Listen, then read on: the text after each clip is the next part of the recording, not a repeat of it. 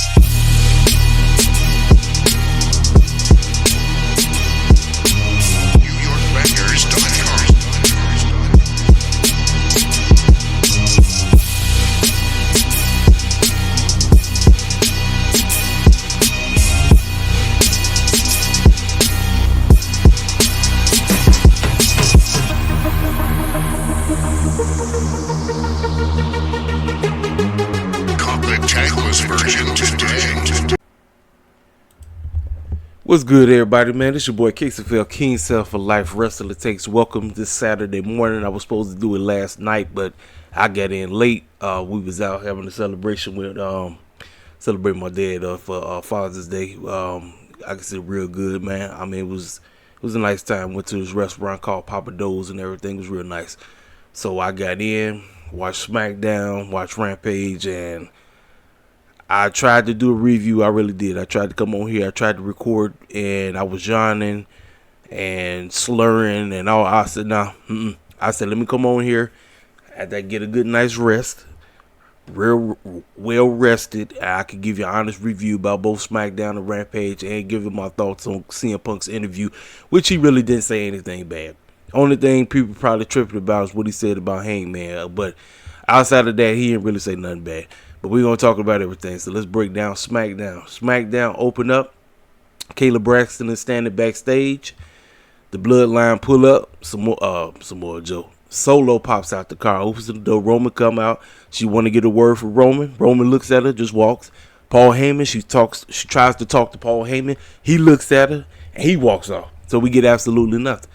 So then we open up the show with the gauntlet match. And ladies and gentlemen, this gauntlet match was a complete waste of time.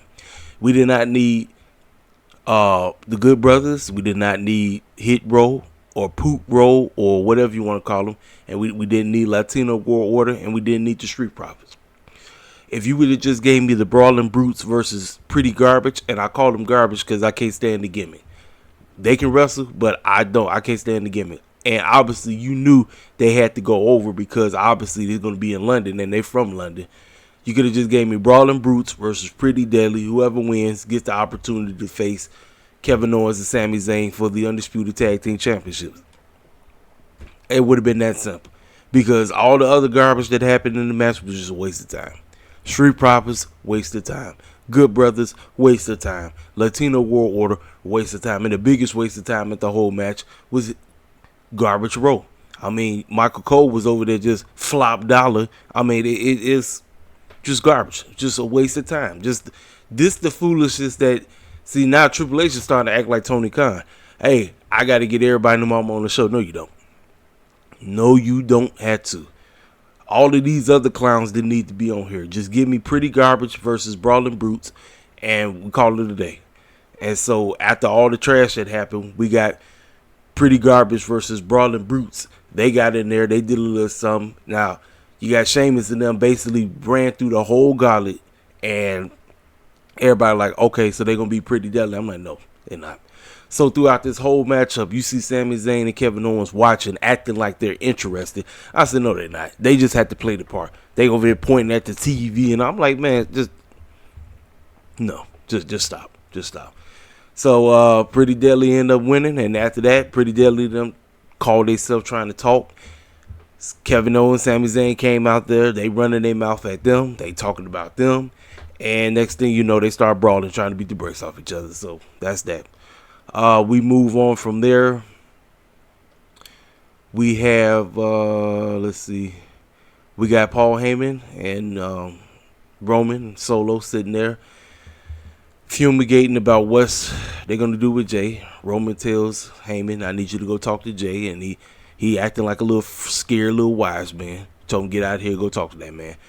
So then we get Damage Control ready for, again, like I say, I hate these matches. I don't like them because it's like you're giving the pay-per-view away before the pay-per-view happens.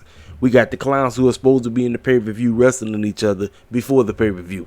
I'm tired of that foolishness. Tony Khan does the crap. WWE does the same crap. I'm tired of it. Could have come up with something better, but no. They no. So we got Io Sky versus Zelina Vega. It is what it is. And the whole point is Damage Control is breaking up. That is the whole point of the whole thing. Damage Control is breaking up. And once again, Bayley cost Io. She cost him. She cost her again. And then she apologized. And Io looked like she didn't want nothing to do with her. She didn't. So then we get Bianca talking with Adam Pearce about how come she still ain't got a rematch. And he over here trying to read her the riot act, just sitting up here bull jiving and crap. And so now we getting ready for Garbage Grayson Waller effect. Man, ladies and gentlemen, WWE, these trash talk shows are just not it. They're not hitting anymore, ladies and gentlemen. They are not hitting. I mean, the fact that we do the talk shows week in, week out. I remember talk shows used to just be for special occasions. And they just didn't seem like they was overwhelming. But the fact that you're trying to force Garrison Waller's effect as if it's the best thing since sliced bread, like, y'all can miss me, man. It's trash. It's very trash. So backstage, we got Io and Bayley bickering, going back and forth. Shotzi Blackheart said, hey, I would be in the match too if it wasn't for Bayley. But hey, listen. Hey, Bayley, how about you put your shot on the line? I'm sitting up and asking myself, like, Shotzi, I like Shotzi, but the last time she was in the Money in the Bank, she dang near hurted herself and everybody that was in there. So I'm sitting up here saying, I don't think that's a wise decision. I just don't. I know they're trying to create buzz and they're trying to create story, but I'm like, nah, that's not a wise decision, ladies and gentlemen. It's just not. So Grayson Waller sitting out there looking like a goof, and he introduces Charlotte. I said, here she come. Here come the android. The android comes walking out, and he sitting up there geeked. She talk about she respects Asuka's title win, but she ain't close on her level because she's the 14-time winnings champion and all this crazy stuff. Next thing you know, Bianca come out there because you know Bianca ticked off. So a lot of people want Bianca to go heel. They've been teasing it, and she said, listen, whatever you did, that's cool and all, but let me tell you something. You just finna come up here and act like you just automatically get a rematch out of nowhere when you dipped out. I'm old one. Then she said, well, technically I lost to Rhea and I never got my rematch. But she said, you dipped out, you know. So then she was like, I'm the 14-time women's champion, and no matter if I had the title or not, I'm still looked at as a champion. What are you? And Bianca said, well, no disrespect, but let me tell you something. It sure didn't take me 14 times to become the longest reigning women's champion. And I didn't need to leave to go do that. So put some freaking respect on my name. Crowd went crazy. They went ape. So she said this: y'all two do y'all thing in 2 weeks, but I'm gonna be ringside. I'm gonna watch, and whatever happen, whoever win, I get you at Money in the Bank. Now let me tell you something. Bianca's going to be the reason why Charlotte doesn't win that match, which is going to force them to make a triple threat. You know it's coming, ladies and gentlemen. You know it's going to happen. It's going to happen at Money in the Bank. And unfortunately, Asuka is losing that title. Charlotte is winning, and I see Bianca getting pinned by Charlotte. That is the only reason why Charlotte is being, Bianca will get added to the match so that Asuka doesn't get pinned. Charlotte's going to pin Bianca, and she's going to become 15-time women's champion. I don't give a crap. I'm just telling you right now. But best thing about that segment was Bianca. Best thing. So Paul Heyman pulls up to Jay, and Jay gave him the same exact response he gave to him last week. He said, "Oos, let me tell you something. You want me to be the tribal chief, but I told you just like I told you last week. If I'm in, that means you out." So then after that, we got AJ Styles, Mia Yim versus Karrion Kross and Scarlett Bordeaux. AJ Styles and Mia Yim, for what I've seen, carried this whole matchup. But Vince and Triple H still trying to push Karrion Kross and Scarlett. Like I said, man, listen. They make a great couple, but that's it. I can't get into the act. I can't. I tried. It's not working, y'all. It's just not working, man. I'm telling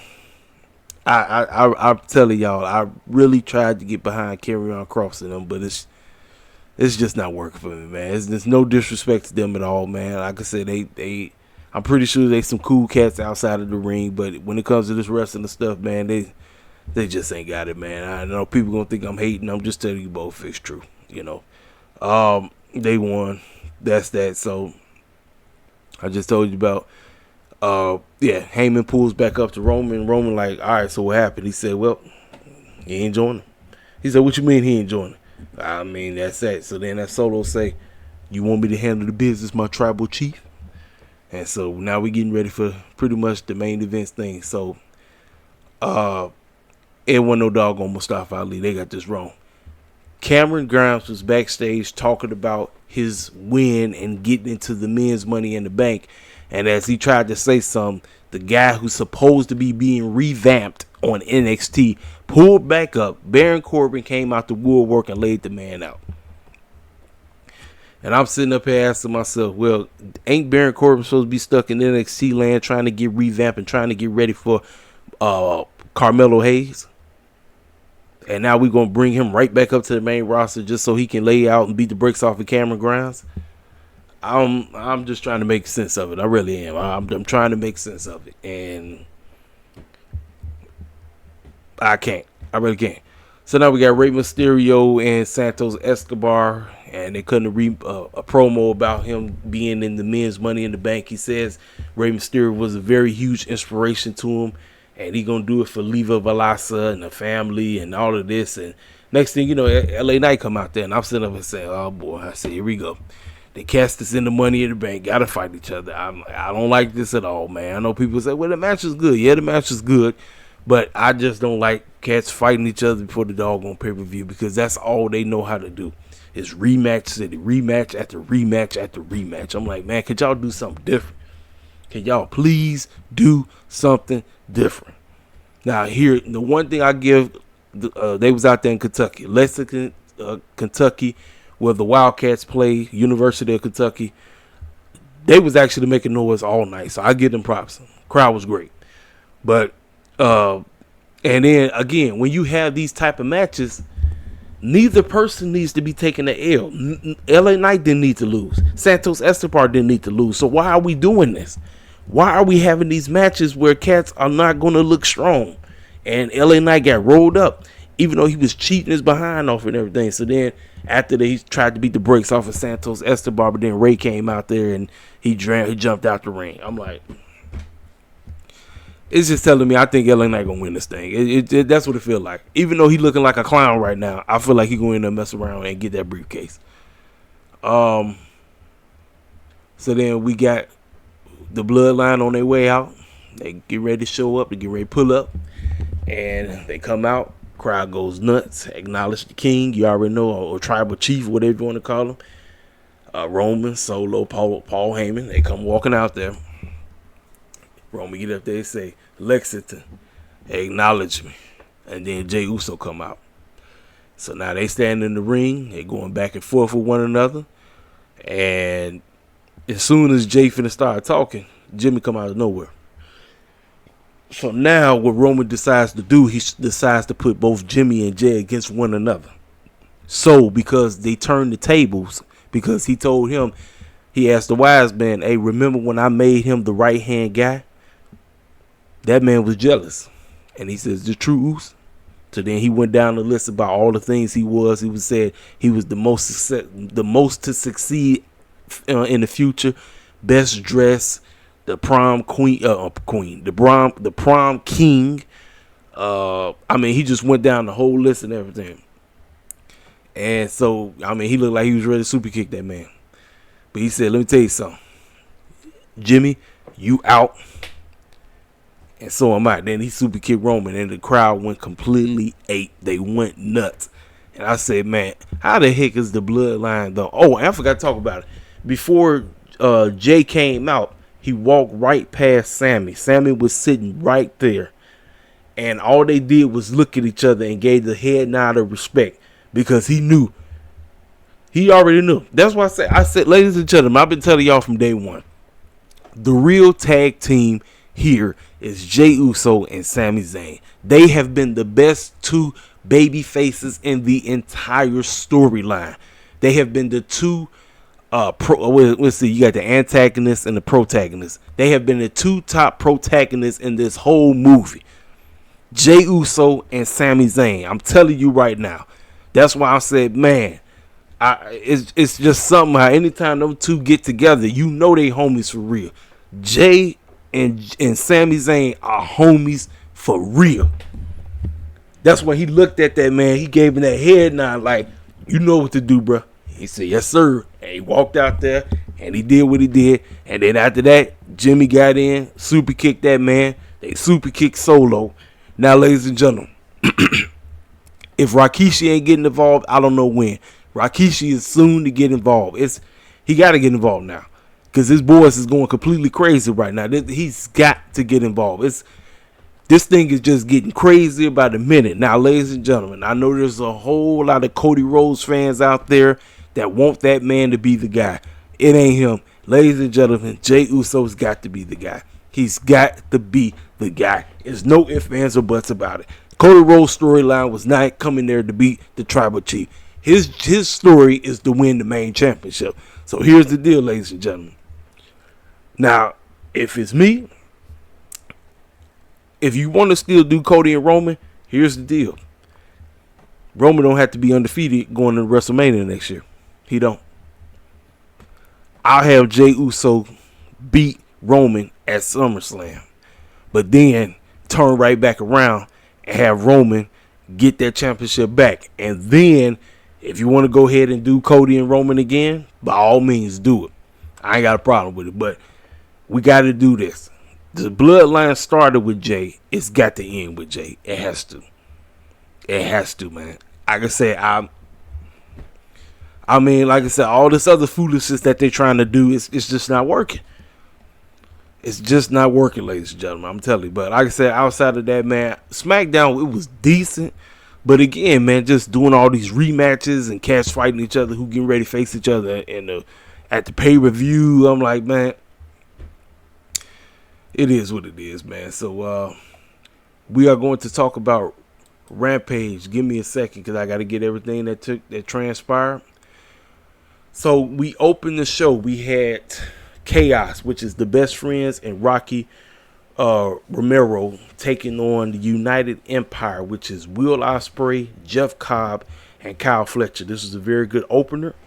I said Tony Khan must have thought, hey, well, Dynamite was great, and we got the debut Collision tonight. I got to make sure Rampage is great. Rampage was decent. I'd say that.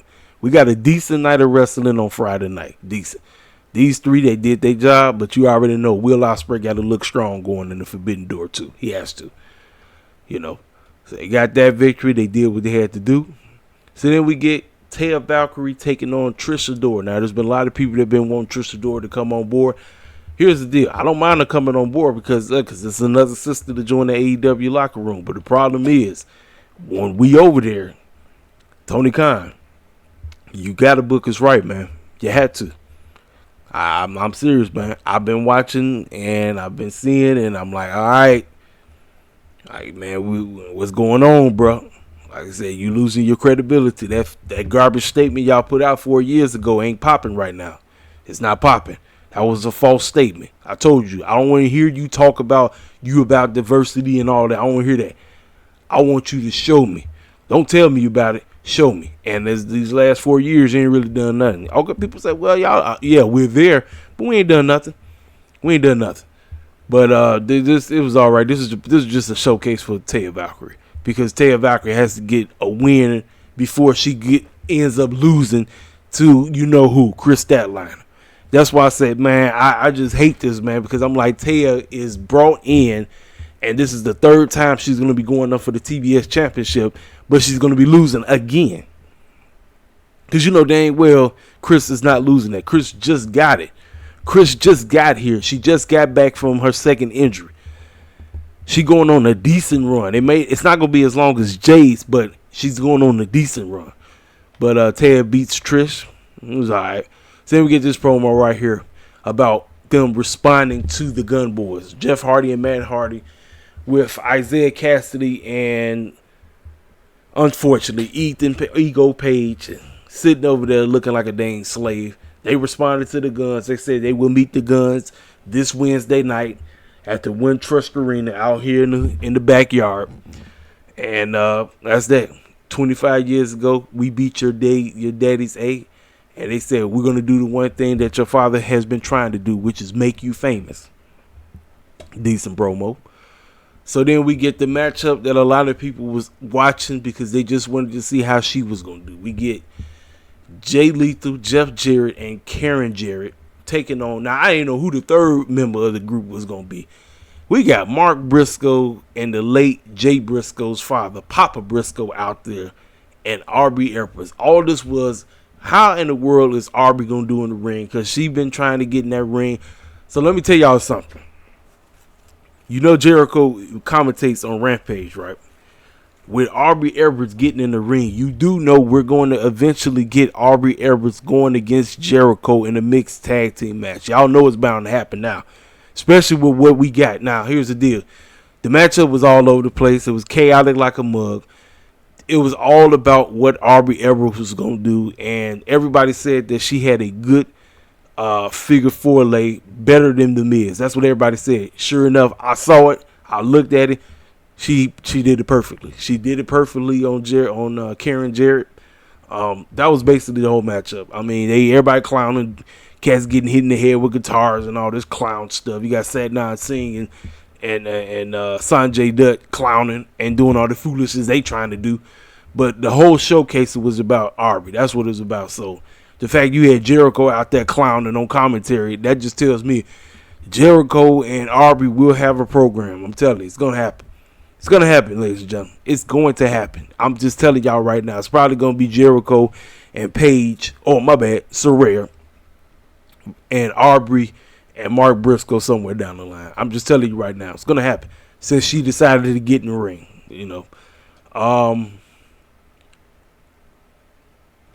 So then Taya is talking about what she's getting ready to do.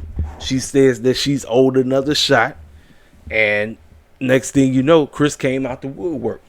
And she said, the only reason, Chris, you got that championship is because I softened Jade up. And she not lying. Because I don't know how y'all felt about it, but I thought Jade and Taya had a banger at Double or Nothing. I thought they had a great match. I really did. So now, next week, we're getting Taya versus Chris for the TBS championship. You know dang well Taya's not winning. I don't like it, but it is what it is, man. So we get Mark Henry talking with Don the Clown and Konosuke Takeshita. Rambling, going off about Kenny Omega ain't nowhere near as good as Takeshita and all. Just clowning. Talk about what we gonna do. We're gonna beat the brakes off of Bandino. And then Takeshi out on the mic started talking in Japanese, and Mark Henry looked at that man like, man, what the clown you talking about? It's enough talk. It's time for the main event. And boy, did we get ourselves a main event. And when they came out and I seen this picture, this was done by the young lady. Her name is Mel something. Mel Cole something. Mel Coleman Art or something like that. She on Twitter. She painted this. And I said, man, look at this goofy man picture. It look goofy as heck. Them half man, half horse. I'm just goofy. But man, when these two got in the ring and linked up, they gave us a pay-per-view worthy matchup. If they had time to build this up, man, I wouldn't mind this actually being on the doggone pay-per-view. Bandino and Takeshita went at it, gave us a doggone classic. I say, man, that's great. So Rampage had two good matches. We had the opener and we had the close. Decent night for wrestling on Friday night. Decent. Now, we move on to Collision. And before I talk about Collision, I need to address Mr. CM Punk. I need to talk about the heat that he has with everybody in the back. The interview he decided to do. Everybody in the mama crying. Alvarez, Meltzer, all of these Wade Keller, all of these circus clowns is clowning and acting a dang fool. I'm telling y'all, man. It's listen. When you got fools in the media that's doing what they supposed to do, listen, it is what it is. So, the interview itself, was it a bad interview? No, it wasn't. The only part that clowns are clowning about is the situation about him and Hangman Page having some legit heat for each other.